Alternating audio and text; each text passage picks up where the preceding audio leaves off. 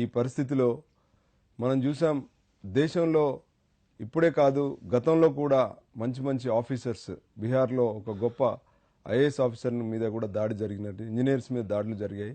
అలాగే ఈరోజు మన మన మధ్యలో ఉన్నటువంటి ఆర్టీఐ యాక్టివిస్ట్ మధుబాబు గారి మీద కూడా దాడి జరిగింది. మరి ఆ దాడి జరిగిన తర్వాత మధుబాబు గారి తండ్రి ఏం చెప్తున్నారో ఒకసారి మనం చూద్దాం. ఎందుకు కొట్టినారంటే ఫస్ట్ వాళ్ళు ఎక్కడ ఇది కేసులు పెట్టినాడు స్కూళ్ళ మీద, రైట్స్ లేని స్కూళ్ళకన్నిటికీ కేసులు పెట్టినాడు. వాళ్ళు కొద్దిగా అంతా కలిసి ఇది చేసిండ్రు. చేస్తే పోయి జైలుకి ఎప్పించిండ్రు పోలీసు వాళ్ళతో. తీసుకొచ్చిన 15 రోజుల ముందు.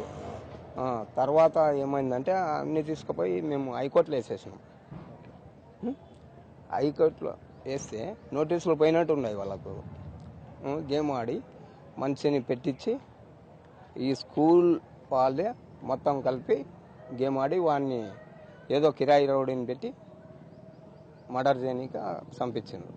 చూడు బాబు, ఏ స్కూల్లో పెట్టినవి కరెక్ట్ నాతో ఉండయి. మీరు రమ్మంటే తీసుకొని మీ ఆఫీస్కి వస్తా.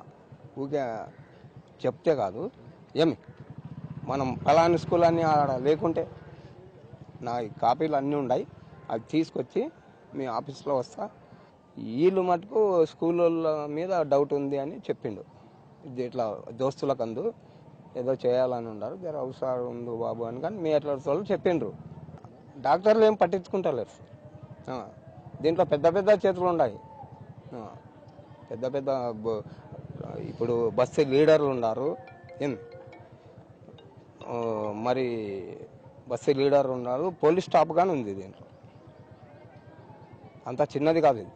పరిస్థితి అంటే ఎట్లా చెప్తావు? మేము ఎప్పుడైతే వచ్చినామో అట్లే ఉంది పరిస్థితి. ఇప్పటి వరకు అట్లే ఉంది. మేము కంప్లీట్ ఇచ్చినాం మీద కానీ జల్దీ తీసుకోలేదంట. మీద పోయి కంప్లీట్ ఇచ్చినాక చూసిండ్రు. నిన్న 4 గంటలకు వస్తామన్నారు, 4 గంటలకు రాలేదు. మరి కమిషనర్ నుంచి ఫోన్ చేస్తే నిన్న మేడం వచ్చి చూసింది, ఈరోజు వస్తాం 9 గంటలకు. మరి చూశారు వారి తండ్రి స్టేట్మెంట్ చూశారు.